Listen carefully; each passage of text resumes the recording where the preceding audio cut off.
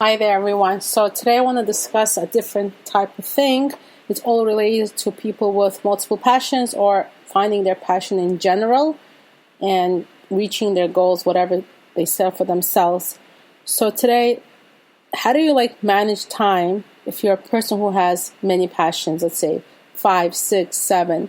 What can you really do to feel that you're satisfying each of it and that you are getting somewhere to that goal? Because otherwise you feel like, okay, if I can't do all of them, then I'm not doing nothing. It's all or nothing for you. But the truth is, I'm a multi-passionate person, and I found ways to kind of integrate that in my daily life somehow to kind of get some kind of satisfaction. There's things that I would do more than the other one, even though all the things that I like, but there's still a way to find that.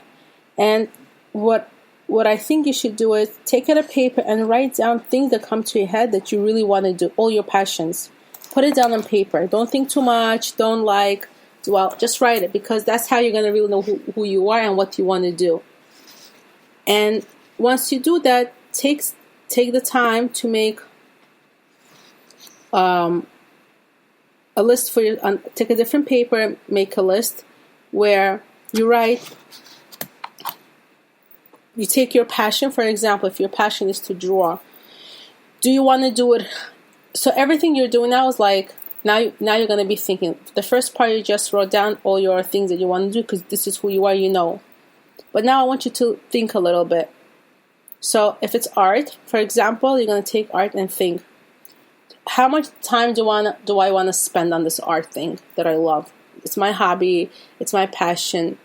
But really, how much would I dedicate as what I think as of now that would make me happy and that I would achieve the goals in becoming an artist or whatever you set out for yourself as an end point for that goal, for example, or your journey getting to whatever you're doing. So you would say, okay, do I want to devote a whole year to it? Do I want to devote a couple of months for it? Do I want to devote a season, maybe just in the summers when my schedule is lighter? So think of it that way. Or do you want to devote some of your time? Is it something you want to do just on the weekend?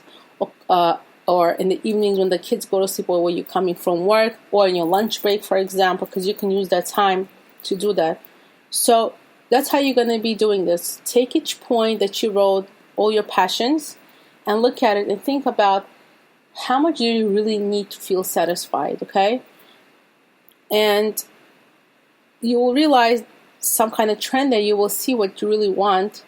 And then once you try that, based on what you wrote down for yourself, like little points next to those passions, you might feel like you try doing what you wrote down, and you might realize, no, you'll be happy just doing it once a week, once a month, maybe Friday night, Saturday night, or it could be just a hobby. Maybe you feel like you don't want to do this as a job every day, just a hobby, maybe in the future. But now that you tried out this whole system that you made up for yourself, you feel like, no, it's better for you just to do it occasionally.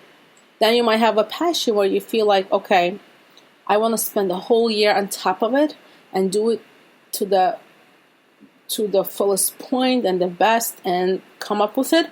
And then you'll take a different passion and work on it again. You might be like that kind of person. So it's really looking into yourself and understanding, what do I want for myself? Okay, it's not what anybody else tells me. And this way you're going to get an idea about how you want to work with it. Okay, so write those down. Don't feel shy. This is for nobody to see. This is for you. And be honest with yourself. Don't think of nobody at this point. It's just for you. Okay, that's the most important to think, because people start thinking what mom will say, dad will say, hubby will say, kids will say, friends will say, neighbor will say. Forget about those. This is for you to find out who you are. And once you have that down, the list is complete. Sit down, look through it, make more points on the bottom, make little notes for yourself, make a little schedule that you want to test out for some time based on what you wrote for yourself, or test it out by passion for some time.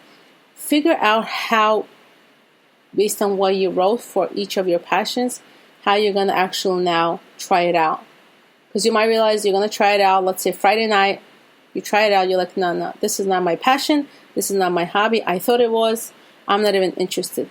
Maybe like once a year, twice a year, if there's an event, I'll go join it. Or if there's a class, just for the hell of it, I'll go,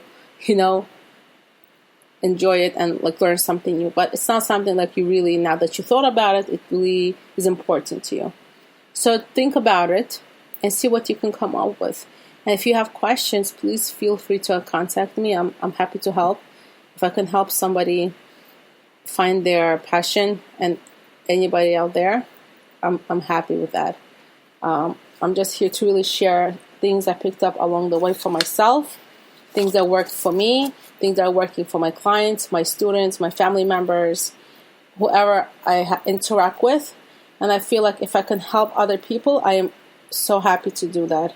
I think it's important because a lot of us are doing things that we don't love. We're doing to satisfy everyone around us. And that's not a good. We need to do something for us. Because then time comes where you're like, oh, I have friends who I went to school with. I see them. I bump into them outside. They're like, oh, you're so lucky you did this. You tried that. We want to do it now. We don't want it. Now we can't, or whatever. Okay, whatever. I'm saying, like, you don't want to come to a point where you kind of regret it. Why would you want to regret? Try it out.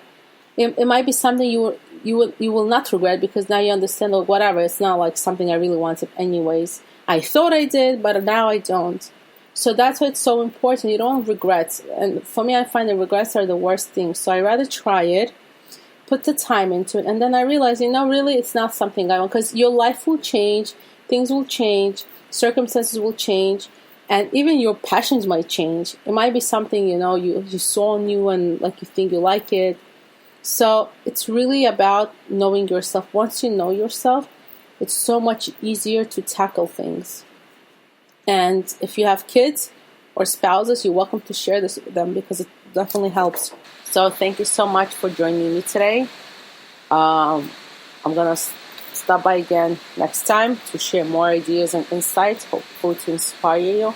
I hope today's podcast gave you some inspiration again. And so feel free to reach out if you need anything, and live with your dreams and dream and work on it, because that's really going to bring you a lot of happiness. And when you know what you want, that's even better. So do your thing, and I'll see you next time.